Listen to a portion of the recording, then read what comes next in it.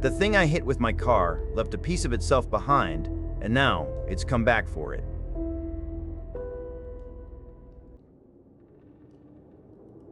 There's a hole burned clean through my roof, and the whole house smells like a dead battery. I've been sitting here in the dark for hours, listening to the silence where the storm used to be, and I can't stop shaking. It feels like if I stop, the memory of it will catch up and tear me apart. It started last night. I was driving home from my shift at the distribution center, one of those endless concrete boxes where you forget what the sun looks like. It was inventory week, a special kind of hell that had me counting pallets of useless junk until almost midnight. I was bone tired and running on fumes and fury. All I wanted was my bed. Of course, that's when the sky decided to split open. This wasn't normal rain. The clouds were a bruised greenish black, and the rain came down in solid, blinding sheets. My wipers were just smearing the water around. My tires were damn near bald, I knew that, and every few seconds the car would skate sideways on the flooded asphalt. The smart thing to do would have been to pull over, maybe sleep in the car. But I was so angry at the day, at my job, at everything, that I just pushed on, gripping the wheel until my knuckles were white. I was maybe 10 miles from home, on a long, dark stretch of country road flanked by dense woods, when my radio cut out. It wasn't a loss of signal. It was a violent burst of static, a high-pitched shriek that made me flinch. It sounded like 1,000 tiny needles scraping against glass. I glanced at the console, just for a second. That's all it took. When I looked back up, something was in the road. It wasn't an animal. It was tall, impossibly thin, and it was just standing there. I didn't even have time to scream. I just slammed on the brakes, the car hydroplaned, and there was a sound I will never forget. It wasn't the wet thud of hitting a deer. It was a dry, resonant crack, like a giant tree branch snapping, followed by the shriek of metal grinding against something harder than stone. I felt the impact through the steering column, a horrible vibration that went right into my bones. The car fishtailed wildly, but somehow I kept it on the road. I pulled over onto the muddy shoulder, my heart trying to beat its way out of my chest. The rain was hammering on the roof. I sat there for a minute, maybe 5, just breathing. Then I got out. I had to see. I had to know what I'd hit. I clicked on my phone's flashlight and walked back down the road, the rain soaking me to the skin in seconds. There was nothing there. No body, no deer, nothing. But on the wet asphalt, caught in the beam of my light, was a puddle of something that wasn't blood. It was a thick, coppery orange sludge, and it was sizzling faintly in the rain, releasing a thin wisp of acrid smoke that smelled like burnt wiring. As I watched, the downpour diluted it, washing it away into the darkness. I walked back to my car, my mind reeling. I must have imagined it. The exhaustion, the stress. But then my light caught the front of my car. A deep gouge was torn across the hood, and wedged deep into the grille, punching clean through the plastic and into the metal frame, was a piece of whatever I had hit. It was a shard, about the length of my forearm, of some material that looked like obsidian fused with rust.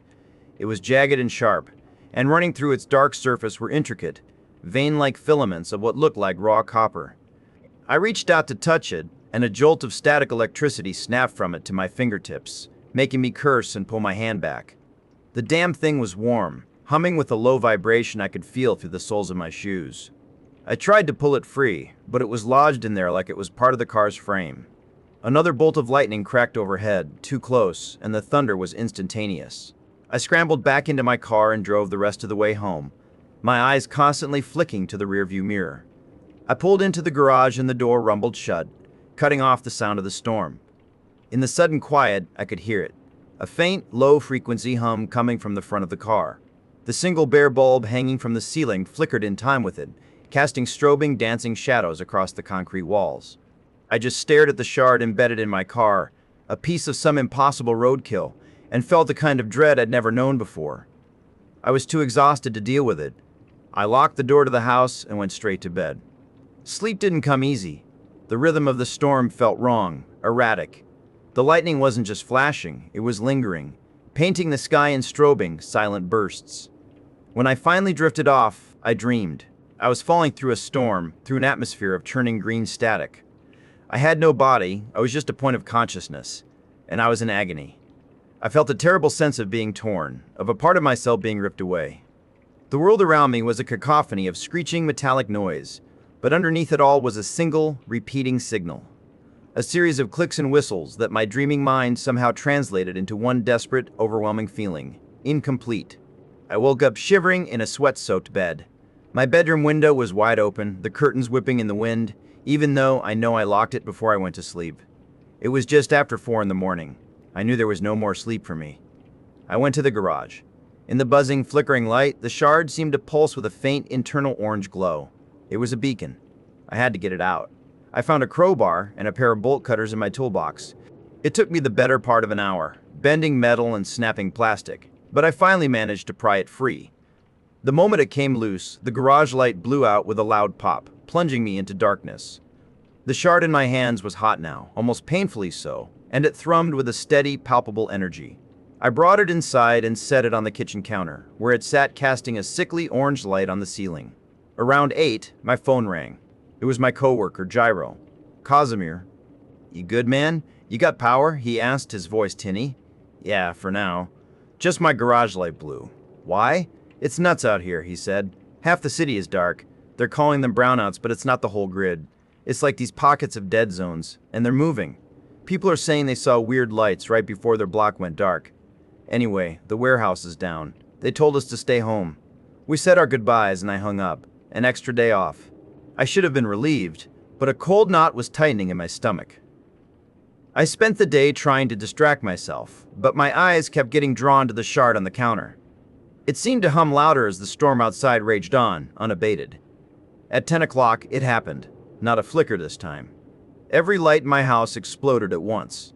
A series of sharp pops, a smell of hot dust, and then absolute, crushing darkness and silence, save for the howling wind. I lit some candles, my hands trembling so badly it took 3 tries. I sat on my bed, trying to read by the flickering light, but my focus was shot. I kept hearing things in the wind, a scraping sound, like metal on pavement, and then I heard it over the storm, a whisper. It wasn't in the wind, it was closer. It sounded like it was coming from inside my own head. A distorted echo of my own thoughts.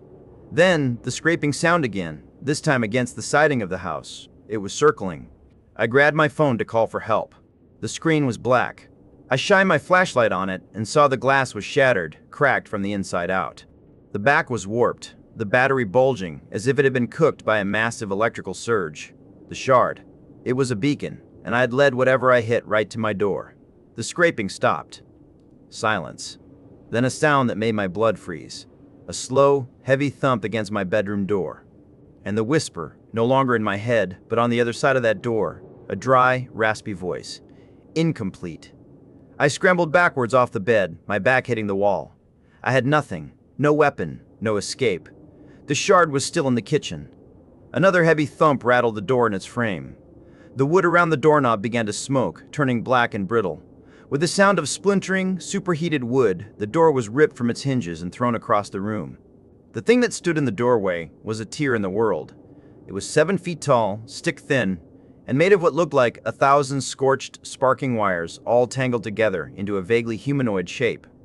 It moved with a twitching, unnatural grace, a living power surge. Where a head should be, there was only a blinding ball of blue-white light, and in the center of that light, I could just make out a jagged, empty socket. The air crackled. The smell of ozone was suffocating. It took a jerky step into the room, and I saw the candle flames on my nightstand bend away from it, as if terrified. It was looking for something. It was looking for its missing piece. My mind finally broke through the paralysis. I had to give it back. I ran out of the bedroom, past the thing, the static electricity it gave off making my hair stand on end. I snatched the glowing shard off the kitchen counter. It burned my hand, a searing electric heat. But I didn't care. I turned around. The creature was standing in the hallway, its light illuminating the whole house. It didn't move toward me. It just waited. My mind screamed at me to throw it, to run, but I knew that wouldn't work. I had to return it. My hand shaking, I held out the shard. It took a step forward. It raised one of its limbs, a writhing bundle of frayed coppery wires. It didn't take the shard from me. It just held its limb out, waiting. I understood. With a strangled sob, I tossed the shard onto the floor between us. The creature lowered its limb. The shard on the floor began to glow white hot, then it liquefied, melting into a pool of shimmering, molten light. The light flowed up the creature's limb like mercury, and when it reached the empty socket in its head, it solidified, snapping back into place with a faint harmonic chime. The being was whole. For a moment, it stood there, the light in its head now a steady, solid glow. Then, an incredible pressure filled the house. The windows bowed outward, the floorboards groaned. The creature tilted its head back, and a bolt of pure white lightning shot up from it, punching a perfectly round hole through my ceiling, through my roof, and into the churning black sky. And then it was gone. The pressure vanished. The wind died. The rain stopped. Instantly. I was left standing in the silent, ruined dark. I don't know what I hit last night. I don't think it was from around here. All I know is that I broke it, and it came to get its peace back. The storm is over, but I don't think I'll ever feel safe when it rains again. I keep watching the sky, half expecting to see a flicker of unnatural light. Be careful on the roads. You never know what's wandering in the dark, and what pieces of it you might accidentally bring home.